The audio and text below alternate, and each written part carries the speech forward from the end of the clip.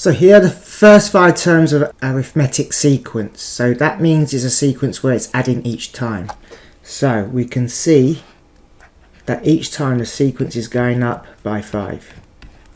Now remember the DINO method, D-I-N-O. D-I stands for the different, so it's going up in 5s. Add the n. Now if you remember, the number 6 is the first term, the 11 is called the second term, that's the third term, and this 0 in DINO represents going back to the 0 term. So if it's plus 5 this way, it must be minus 5 going back, and that will give you a 1, so that answer will be 5n plus 1. Now the other way I showed you how to do this, and either way works fine, is write the 5 times table on top. And we know it's a 5 times table, so we just write it's 5n. Now, if we do 5, how do we get from 5 to 6? You can see it's plus 1. How do we get from 10 to 11? It is plus 1. So we know the sequence is 5n plus 1. And if you can see, the whole point of this is you can generate this sequence by substituting n in. So when n is 3, for example, n equals 3, you can do 5 times 3, which is 15, plus 1, which makes 16. So it gives you the third term of the sequence. Now let's move on. Write down the next 2 terms of the sequence. Well, this is the first 5 terms. Term 1, term 2, 3, 4, and 5. So that is term 5. So you just need to have good maths literacy to understand this. So you can see this is going up by plus 5. So we just continue it to find term 6. So we're going to plus 5, which makes that 28. And plus 5 again, which makes that 33. So that's 28 and 33. Quite easily done.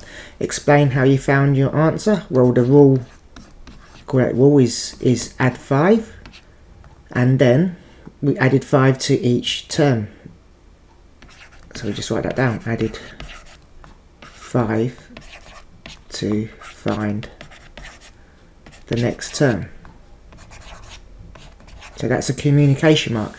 Why is 387 is not a term in the sequence? Well, if we were to carry this sequence on, we would know, so that is 38, then it'll be 43, then it'll be 48, then it will be 53. Now can you see it? The numbers end with 3 or 8 in the sequence, and we say therefore 387 is not in the sequence. So that question is just using your thinking skills. Now let's have a look at these questions here. Here are the first 5 terms of a number sequence. Can you see that's term 1, 2, 3, 4 and 5. So the 6th term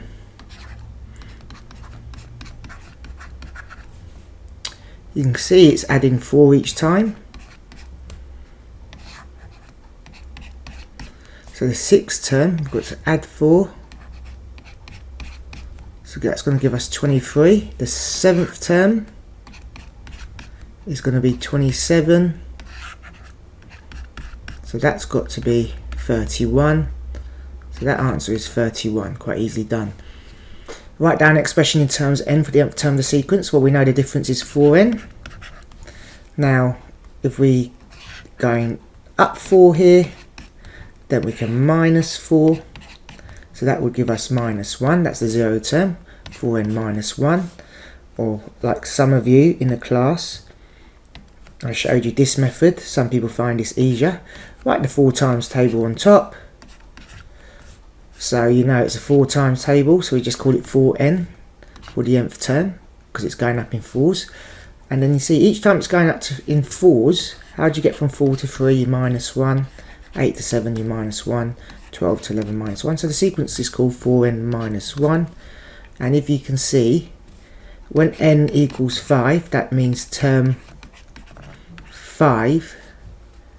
When you do 4 times 5 minus 1, that equals 20 minus 1, which then equals 19. And can you see it actually does give us the 5th term in the sequence. This is why this is called the nth term, because it gives you any term in a sequence. So if you want the 100th term, you just let n equals 100 and use the formula. And if you get a question like that, then you'll just do 4 times 100 minus 1, and you should know the answer is 399.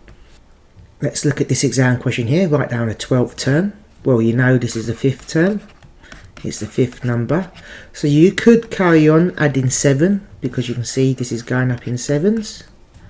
So 37, 44, 51, 58 and so forth until you get to the 12th number. Right now we've got, that's the 9th term, and that's perfectly acceptable. But when you find the nth term and get good at this, it can become very quick, because we know that's 7n, depending which method you use. So that's 7, 14, 21.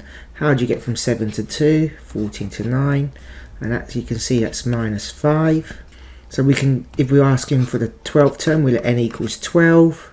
So we can do 7 times 12 minus 5, which we know is 84 minus 5, which is therefore is 79.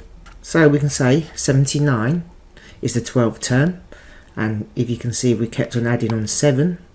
58 add 7 is 65. 65 add 7 is 72. 72 adds 7 is 79.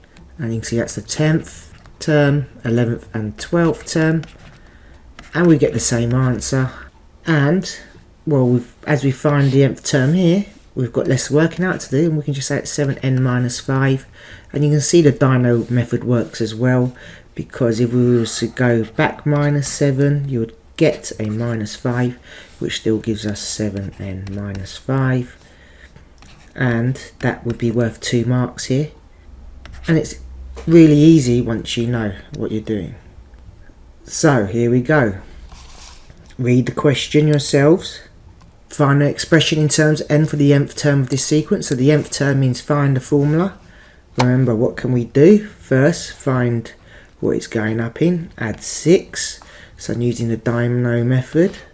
We can just say 6n. Let's go back 6 to find the 0 term for Dino. We've done a difference. We've done the n. Now find the 0 term. So 3 minus 6 is minus 3.